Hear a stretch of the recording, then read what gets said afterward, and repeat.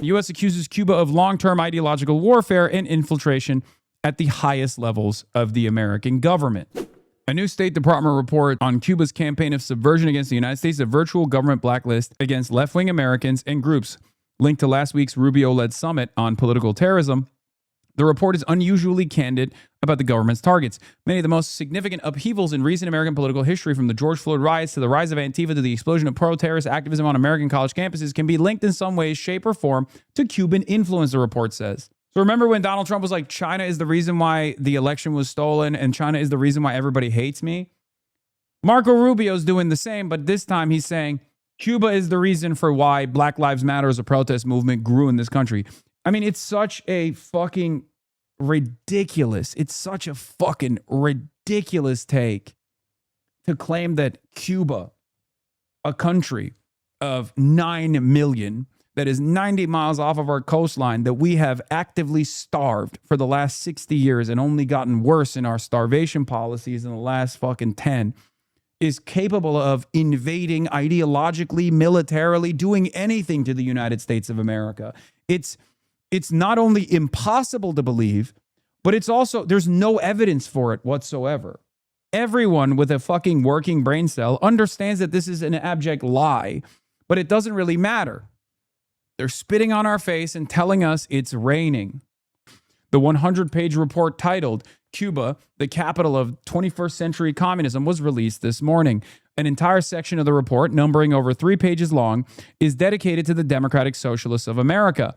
The Democratic Socialists of America serves as a particularly potent illustration of the ideological victory of Cuba's efforts to position itself as the spiritual capital of third worldist radicalism, the report says. Havana no longer needs to rely solely on intelligence penetration or asset cultivation to exert influence over the United States. Though the report concedes that DSA was not shaped by the direct and tangible influence of the Cuban government and that it has organic ideological commitments, it insists that none of that is to say the group has no ties to the Cuban regime and its influence network. The Cuba report follows last week's Rubio-led International Summit to Political Terrorism. That summit, as I reported, introduced a new term, far-left terrorism, abbreviated FLT, a term it never really defined, which, by the way, it's not supposed to. The vagueness is a part of the process, okay? That's why it's perfect. It's vague. You can slap it on anything you want to, from old folks that are sitting at, No Kings rallies to people who say Orange Man is a Cheeto in the dang White House, all the way to, more radical parts of the protest movement against Donald Trump. The vagueness is a feature, not a bug. Exactly. Speaking at the summit, Rubio vowed that further new terrorist designations for left-wing groups would be coming soon. Understand that this is not going to stop there, and you're a fucking idiot if you think that this is just about radical communists, okay?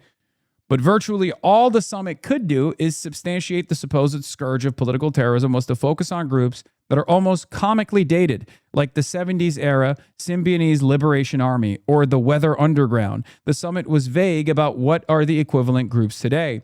Today's Cuba report, however, names names in an obvious attempt to stigmatize American citizens who are very much politically active today.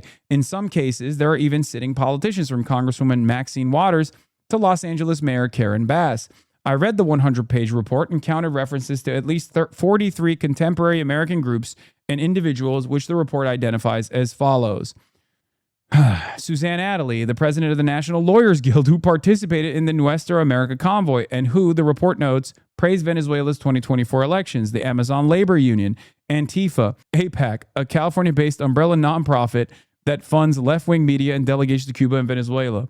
Karen Bass, current mayor of Los Angeles and former congresswoman who was a Venceremos brigade organizer in the 1970s. This is real. I used to talk about Karen Bass's radical politics back in the day. Black Alliance for Peace, Black Lives Matter, Chesa Boudin, the former district attorney of San Francisco. Hasan, if you weren't CIA, I bet you'd be shaking in your boots right now. Yeah, no, this obviously, once again, to all of my naysayers on the more radical elements of the left, this once again proves that I am obviously a federal agent. This is how it works. Now, this is a gross violation of the First Amendment. There's no other way to read it. It is a direct attack on American citizens exercising their freedom of speech, their freedom of expression. Because there is no domestic terrorism statute, as it would be directly at odds with the First Amendment, the State Department is utilizing the broad powers that it has in the post 9/11 global war on terror universe.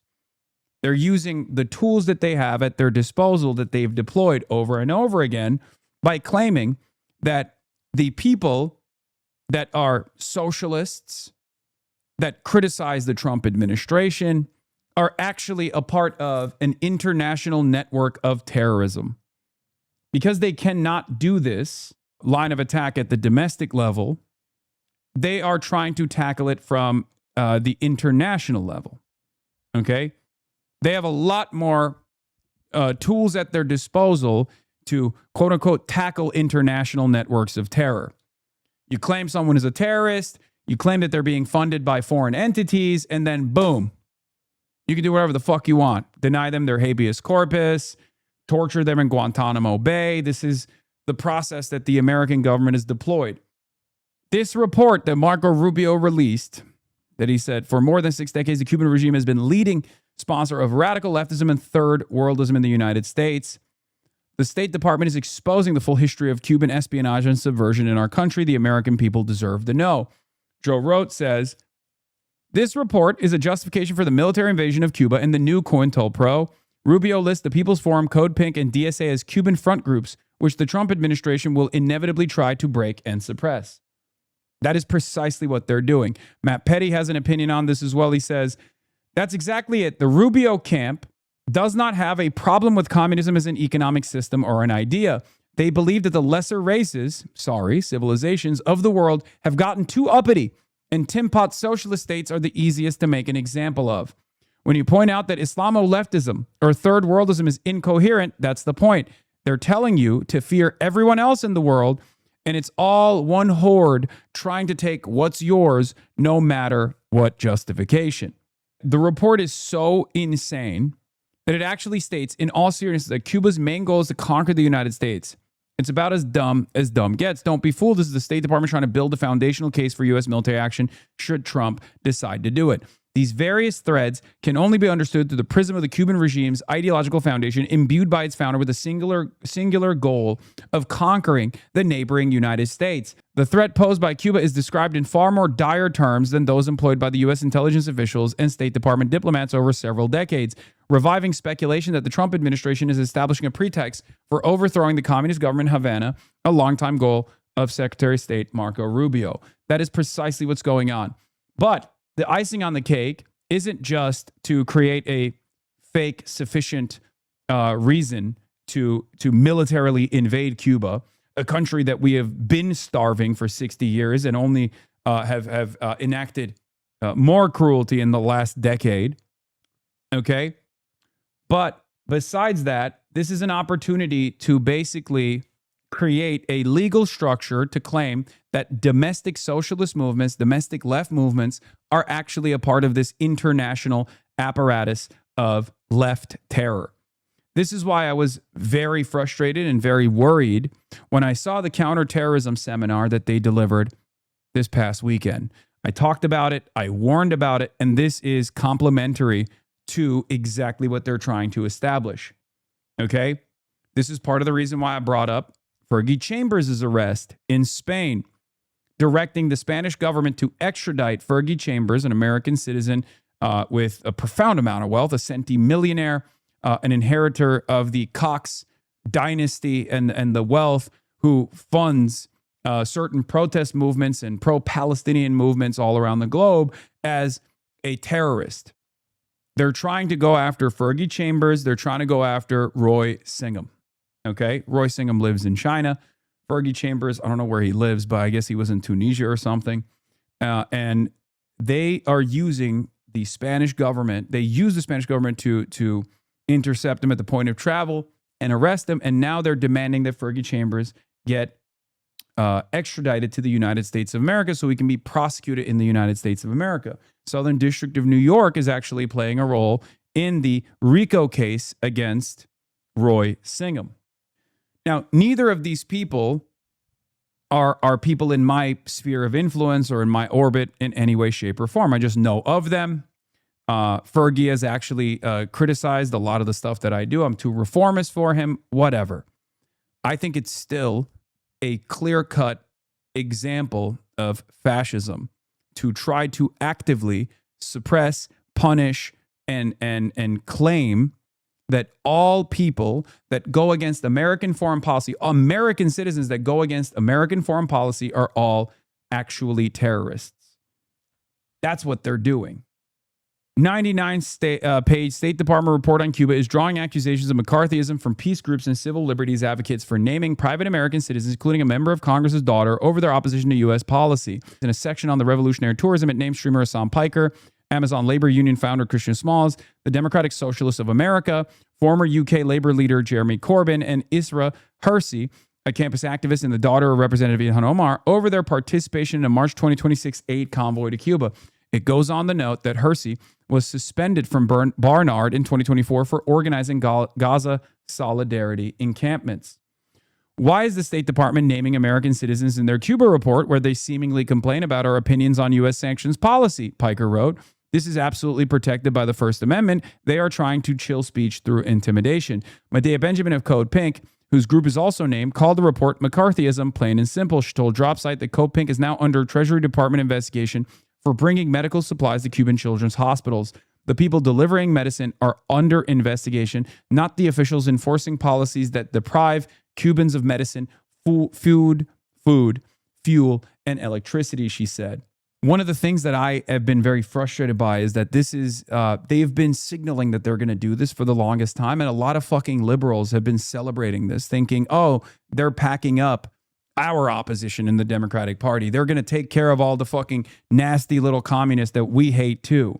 They don't realize that this is inevitably going to impact them as well. This is just the starting point. The real reason why they're doing this is because they want to eradicate the First Amendment. It said the blockade that the report exists to justify has left Cuba with shortages of medicine, a healthcare system starved of supplies, and a collapsing power grid. Cuba poses no threat to the American people, the group said. The report makes no mention of the U.S. energy embargo imposed in January, which the group has noted caused nationwide blackouts and devastating collective punishment across the island. This month, 136 countries at the UN voted to condemn the suffocating economic sanctions on Cuba, with the U.S. and Israel among the handful opposed.